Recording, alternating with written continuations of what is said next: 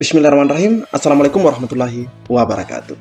Di video kali ini admin ingin kembali berbagi informasi seputar P3K Guru 2022 rekan-rekan ya. Jadi di sini admin akan kembali berbagi informasi resmi dari Kemendikbud rekan-rekan ya mengenai P3K Guru 2022, dan ada beberapa informasi yang ternyata banyak rekan-rekan kita yang masih gagal memahami aturan tersebut. Jadi buat rekan-rekan semua silahkan disimak videonya dengan baik. Jangan di skip agar tidak salah dalam memahami informasi yang admin bagikan. Dan buat rekan-rekan yang baru saja menemukan channel ini, silahkan tekan tombol subscribe, jangan lupa aktifkan lonceng notifikasinya, agar rekan-rekan tidak ketinggalan dengan info-info terupdate setiap harinya dari channel ini. Jika sudah, admin ucapkan terima kasih. Kita lanjut ke info intinya. Oke, yang pertama di sini kami menanyakan kepada pihak Kemendikbud. Selamat pagi, mau menanyakan kalau pengumuman yang sudah PG mengenai penempatan, yang kami tanyakan mengenai penempatan dan kuotanya, kapan ya bisa dilihat di website Kemendikbud atau di SSCASN, rekan-rekan ya. Nah, di sini jawabannya, selamat datang di layanan Kemendikbud dengan Yoga. Jadi ini disambut ya, atau begitu dijawab oleh Pak Yoga. Perihal jadwal penempatan bagi guru yang sudah lulus PG, saat ini belum ada informasi lebih lanjut. Nah, mengingat hari ini itu sudah tanggal 24 Juli rekan-rekan ya. Mohon tetap menunggu petunjuk teknis. Nanti akan disosialisasikan melalui laman resmi kami di website gurup3k.kemendikbud.go.id untuk mendapatkan informasi terkini. Nah, kami sudah seringkali membuka layanan portal gurup3k.kemendikbud.go.id ini, namun kami belum mendapatkan informasi sesuai apa yang disampaikan oleh Pak Yoga ini, rekan-rekan ya. Nah, kami di sini butuh ketegasan sebenarnya atau pernyataan yang memperjelas mengenai penempatan dan kuotanya ini. Nah, di portal gurup3k.kemendikbud.go.id, di mana kami mempertanyakan lagi mengenai penempatan tersebut, dan di sini dijawab dari admin SIM P3K Kemendikbud, Ristek. Terima kasih sudah menghubungi kami. Penempatan ditentukan oleh pusat yang akan diberikan ke pihak pemerintah daerah. Di mana, nah ini rekan-rekan ya, di mana penempatan tersebut bisa dilakukan perubahan. Nah, jadi rekan-rekan ini yang mendapatkan lokasi yang jauh, di sini rekan-rekan ya, bisa dilakukan perubahan oleh pemerintah daerah. Nah, ini ada kewenangan pemerintah daerah untuk merubahnya rekan-rekan ya, dengan melihat kondisi dari peserta yang sudah lulus passing grade. Nah, jadi ini bisa dirubah dengan melihat sikon ya, situasi dan kondisi dari peserta yang sudah lulus passing grade ini. Untuk penempatan sesuai dengan ketersediaan formasi yang diberikan oleh pihak pemerintah daerah setempat. Mohon tetap menunggu petunjuk teknisnya nanti akan kami sosialisasikan melalui laman resmi kami, yaitu di p3k.kemendikbud.go.id ini rekan-rekan ya. Nah, ini mengenai penempatan rekan-rekan ya, ini dijelaskan lebih rinci oleh pihak Kemendikbud Ristek melalui portal resminya juga, di mana di sini dikatakan bahwa rekan-rekan itu bisa dirubah tempatnya. Nah, bisa dilakukan perubahan, tapi pastinya kita harus berkoordinasi dengan pemerintah daerah kita, karena hanya Pemda yang bisa melakukan itu dengan melihat situasi dan kondisinya rekan-rekan ya.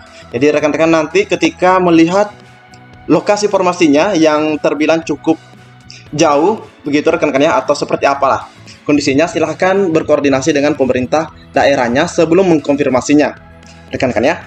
Jadi ini jawaban resmi dari admin SIM P3K Kemendikbud Ristek mengenai penempatan Guru PY 2021.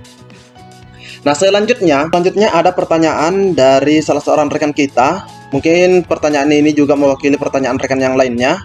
Kalau di sekolah sendiri tidak buka formasi, tapi ada kebutuhan, kira-kira bisa ditempatkan di sekolah sendiri apa keluarga?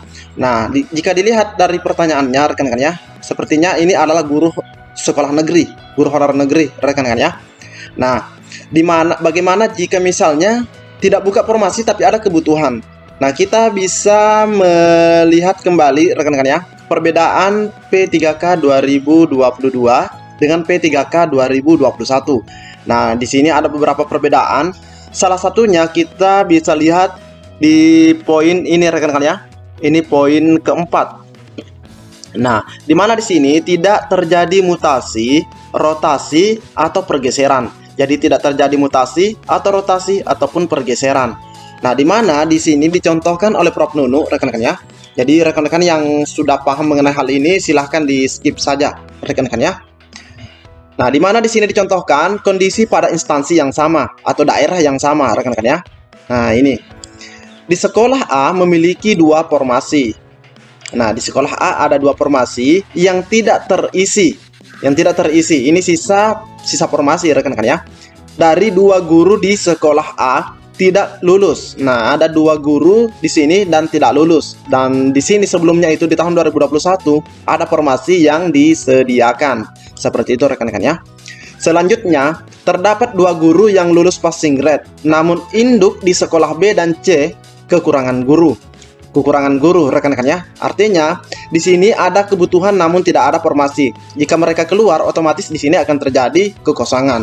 Nah, langkah yang dilakukan oleh panitia seleksi nasional karena tidak ada mutasi, rotasi ataupun pergeseran di sekolah A ini yang tersedia formasi akhirnya dilakukan perubahan formasi. Nah, ini kita lihat rekan-rekan ya. Dilakukan perubahan formasi di mana formasi yang tersedia di sekolah A ini dipindahkan ke sekolah yang memiliki kebutuhan, yaitu guru lulus passing grade di tahun 2021. Nah, mungkin saja sekolah B dan C ini instansinya tidak membuka formasi di sekolah ini. Namun perlu kita ingat bahwa sekolah A, B, dan C ini satu instansi atau satu daerah kewenangan, rekan-rekan ya. Nah, di mana sekolah A ini formasinya dipindahkan ke sekolah B, yang pastinya sesuai dengan kualifikasi akademik dari peserta yang lulus passing grade ini, rekan-rekan ya. Itu yang perlu juga dipahami. Jadi tidak serta-merta, sebagaimana yang ini disampaikan oleh Prof Nunu sebelumnya, tidak serta-merta formasi A ini dipindahkan ke sekolah B, padahal formasi ini misalnya guru kelas, rekan-rekan ya. Terus di sini itu misalnya yang lulus guru MTK atau PKWU, seperti itu misalnya rekan-rekan ya, PKWU. Ini kan tidak linear rekan-rekan ya, formasi yang tersedia dengan kualifikasi akademik guru yang lulus passing grade di sekolah B ini. Seperti itu. Namun jika misalnya sesuai rekan-rekan ya, maka formasi dari sekolah A ini bisa saja dirubah formasinya, dalam artian dipindahkan ke sekolah B. Begitu pula yang terjadi di sekolah C, rekan-rekan ya.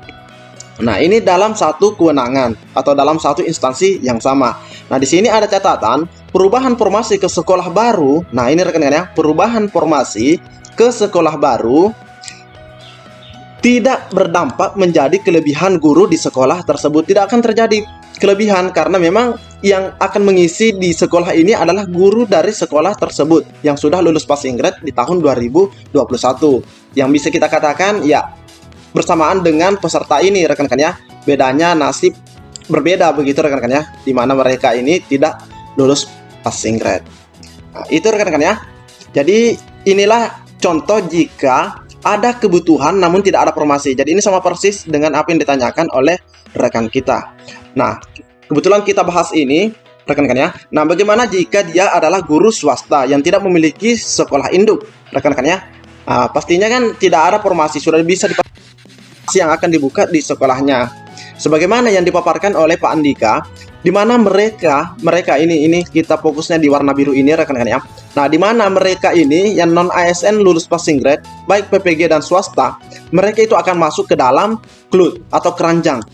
Dia dimasukkan dulu ke sini.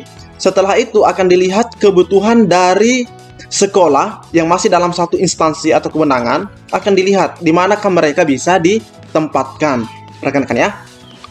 Di manakah mereka bisa ditempatkan. Nah, kemarin ada dua sekolah ini rekan-rekan ya. Sebenarnya yang warna biru ini masih ada dalam KLUT rekan-rekan ya. Mereka itu ada di sini, ini juga ada di sini. Itu sebenarnya ada dalam KLUT. Nah, di sini ada satu kebutuhan. Ini ada satu kebutuhan, terus di sini ada dua, rekan-rekan ya. Nah, kebetulan di dalam KLUT ada 4. Nah, ini kita bisa lihat nomor 1, 2, 3, dan 4. Nah, di mana mereka ini sudah di ranking berdasarkan nilai tertinggi.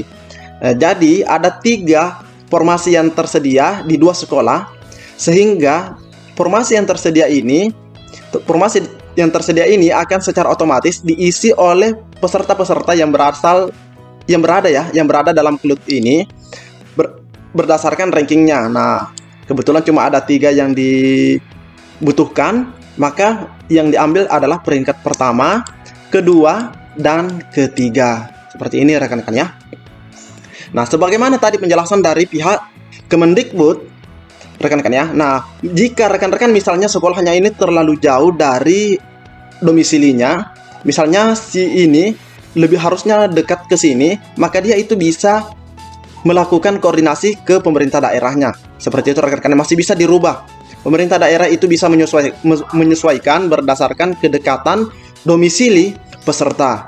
Nah, jadi ini seharusnya ini di sini, rekan-rekan ya, dan ini seharusnya di sini. Ini bisa ditukar seperti itu rekan-rekan ya. Bisa ditukar seperti itu. Ini berdasarkan jawaban dari pihak Kemendikbud melalui layanan helpdesk-nya rekan-rekan ya. Jadi inilah informasi mengenai penempatan apabila formasi tidak ada rekan-rekan ya, sedangkan ada kebutuhan. Semoga bisa dipahami apa yang admin sampaikan ini.